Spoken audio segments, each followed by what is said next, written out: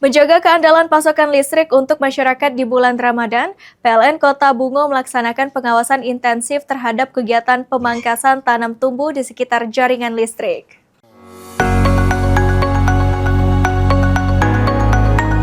Kegiatan ini dilakukan sebagai langkah preventif untuk meminimalisir potensi gangguan yang dapat disebabkan oleh pohon atau ranting yang terlalu dekat dengan jaringan listrik. Tanaman yang tumbuh di bawah maupun di sekitar jaringan beresiko menimbulkan gangguan terutama pada kondisi hujan lebat dan angin kencang. Manajer PLN Kota Bungo menyampaikan bahwa pengawasan ini merupakan bagian dari komitmen PLN dalam memberikan pelayanan terbaik kepada pelanggan.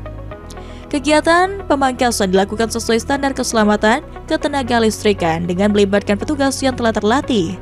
Selain itu, PLN juga berkoordinasi dengan stakeholder, pemerintah daerah, serta masyarakat setempat agar pelaksanaan kegiatan berjalan dengan lancar dan tetap memperhatikan aspek keselamatan lingkungan.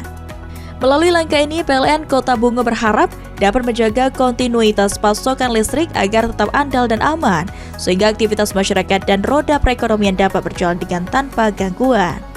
PLN juga mengimbau masyarakat untuk segera melaporkan apabila melihat pohon atau dahan yang berpotensi menyentuh jaringan listrik melalui layanan pengaduan resmi PLN Mobile.